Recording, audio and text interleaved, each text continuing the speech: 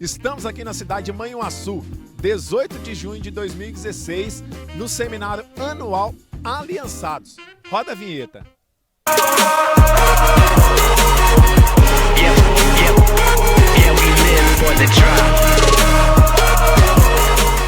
Por favor, abra sua Bíblia em Deuteronômio, capítulo de número 25.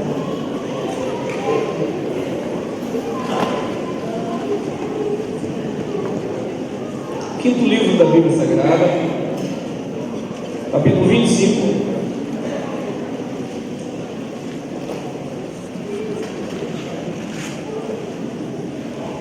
Quem tem o seu pastor aqui? Dá um tchau aí pra mim. Ah, que bom, seu pastor veio. Vamos lá? Gente, rompe o silêncio para dar glória a Deus, aleluia, fala amém, dá um tchauzinho para o céu, reage de alguma forma. Amém. Tá bom? Pode ficar à vontade para reagir de alguma forma, não tem problema nenhum. Tá bom?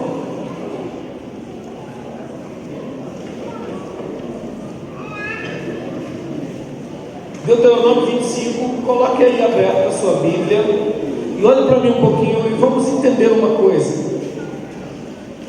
Queridos,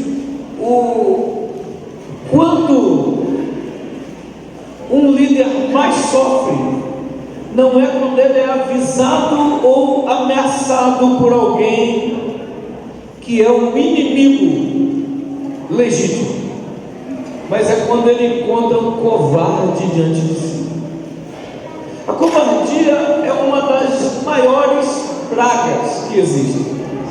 Por isso eu tenho uma frase que trago comigo há alguns anos: é melhor morrer como valente do que viver como covarde. Observe que Deuteronômio capítulo de número 25, versículo de número 17 até o 19 diz: lembra-te do que te fez Amaleque no caminho quando saías do Egito, como te veio ao encontro no caminho e te atacou na retaguarda, todos os desfalecidos que iam após ti, quando estavas abatido e afadigado, e não temeu a Deus. Para um pouquinho.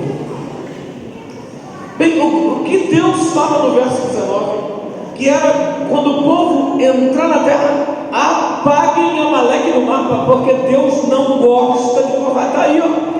Elimina todos os covardes. Quem eram os amalequitas?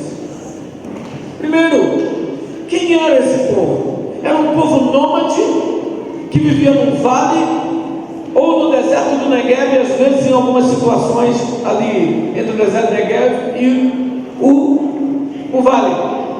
E esse povo, eles trabalhavam da seguinte forma: eles esperavam, eram oportunistas terríveis, que esperavam viajantes passarem pelo deserto.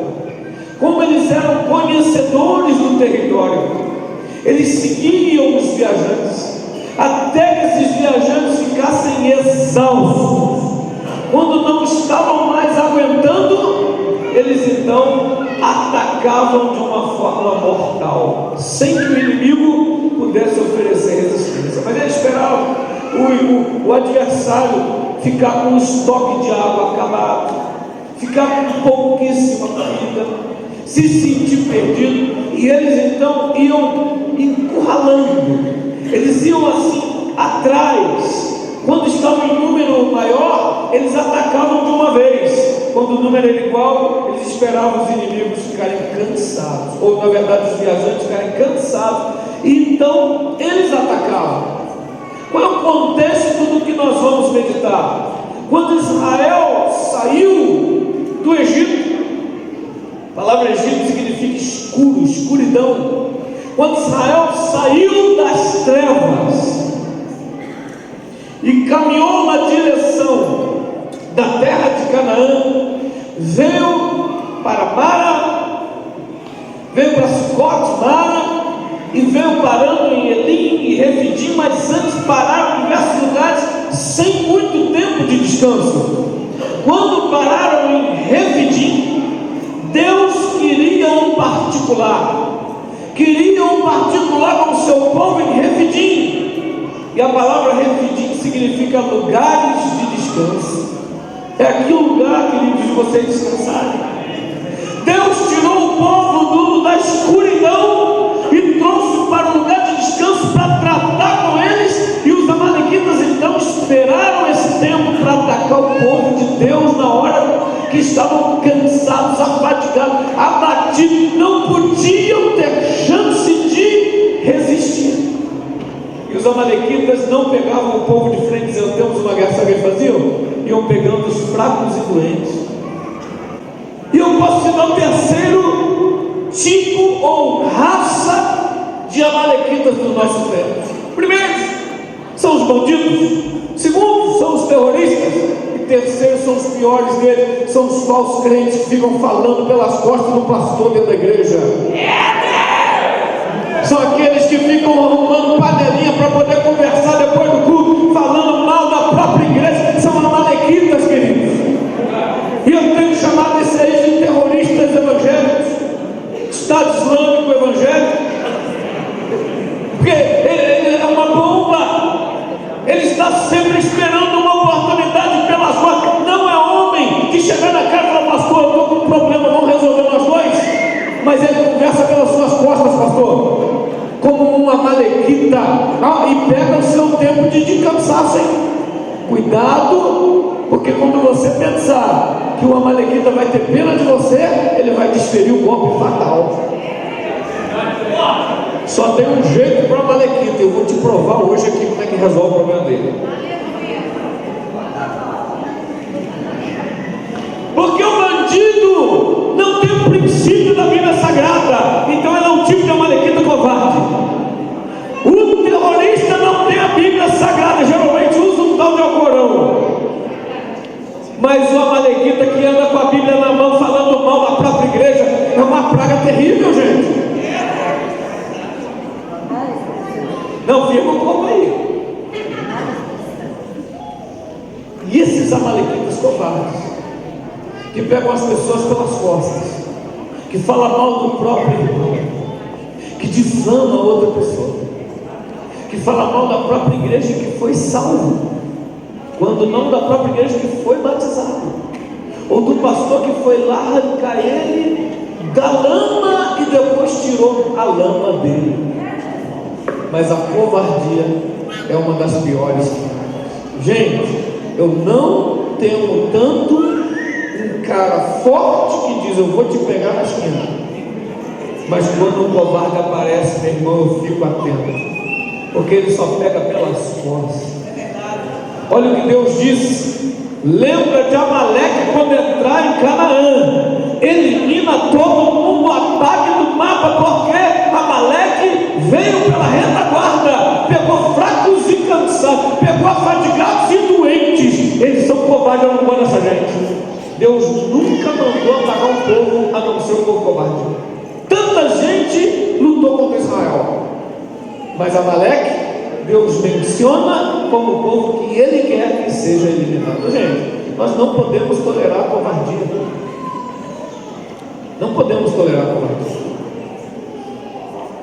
Amém? Êxodo capítulo 17.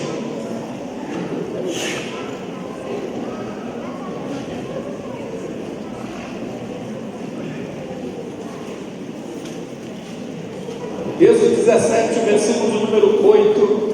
Diz assim: então veio Amaleque e pelejou contra Israel em Refidim. O povo estava cansado, gente. Refidim é um lugar de descanso. Essa peleja foi uma peleja na covardia, sabe? Foi a covardia do Amaleque. Ele veio e por trás começou a matar fracos e doentes. E Iena é que faz assim: Iena ataca quem é menor ou está em menor número.